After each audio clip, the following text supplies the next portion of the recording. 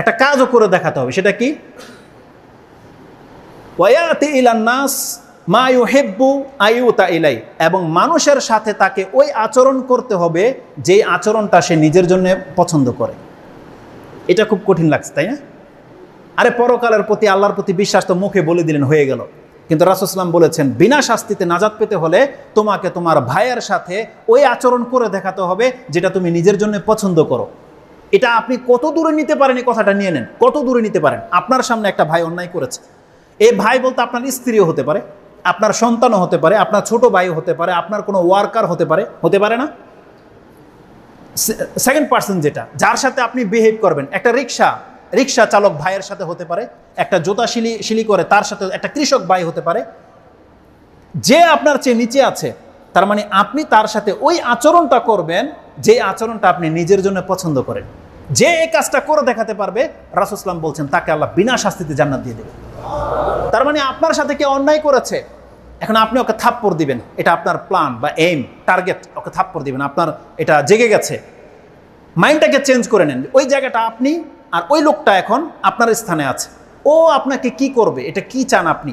ও তো ভুল করেছে, রিক্সা আপনার পায়ে লাগিয়ে দিয়েছে, একটু কেটে গেছে বা কাপড়টা ফিরে গেল, লাগিয়ে দিয়েছে।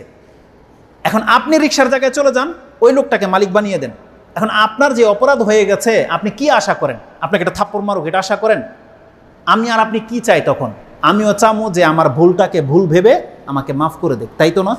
যে আমাকে লান্তান না করা হোক, আমার ওজরটাকে, আমার আপত্তিটাকে সে গ্রহণ করুক, আমাকে ক্ষমা করে দিক, এটাই তো চাই নাকি? নাকি আপনি চান যে আমাকে এখন আমার মা বোনকে নিয়ে গালাগালি করুক আর আমাকে থাপ্পড় মারুক? এটা চাই কেউ চাই না। তার রাসূল সাল্লাল্লাহু আলাইহি ওয়াসাল্লাম বলছে, তুমি যদি বিনা শাস্তিতে জান্নাত পেতে চাও, তুমি ওই ভাইটার সাথে এই আচরণটা করে দেখাও। যদি করে দেখাতে পারো, তোমাকে আল্লাহ বিনা শাস্তিতে জান্নাত দিয়ে দেবে।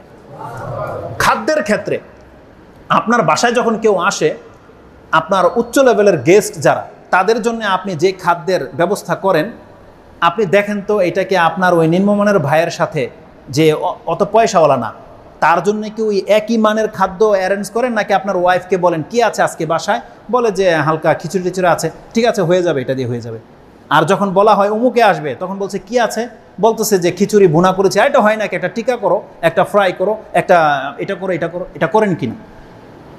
এইরকম যদি করেন তাহলে সুবহানাল্লাহ, মানে এই গুণটা হাসিল হবে না। এটা খুব সেন্সিটিভ কথা। যদি আপনি মুখে বলছেন যে আমি আল্লাহ এবং পরকালে বিশ্বাসী এবং আমি আমার ভাইয়ের সাথে আচরণটা করে দেখাবো, আপনার যাজা যত শ্রেষ্ঠ, কাজটা অবশ্যই আপনার জন্য একটু ডিফিকাল্ট মনে হবে, একটু কঠিন মনে হবে, কিন্তু আপনি করে দেখাতে পারবেন বান্দা, এটা আপনার করতে পারবেন বিধায় আল্লাহ আপনাকে এই চরিত্র শিক্ষা দিয়েছে। সম্ভব আপনার দ্বারা, আপনি চাইলেই পারবেন, কিন্তু আপনি চাচ্ছেন না বিধায় হচ্ছে না। আপনি চেষ্টা করে দেখেন, আপনার দ্বারা সম্ভব, এবং আপনি করে দেখাতে পারলে আপনাকে আল্লাহ সুবহানাহু ওয়া তাআলা বিনা শাস্তিতে জান্নাত দিয়ে দেবেন। তো আমাদেরকে ওই চরিত্রের হতে হবে।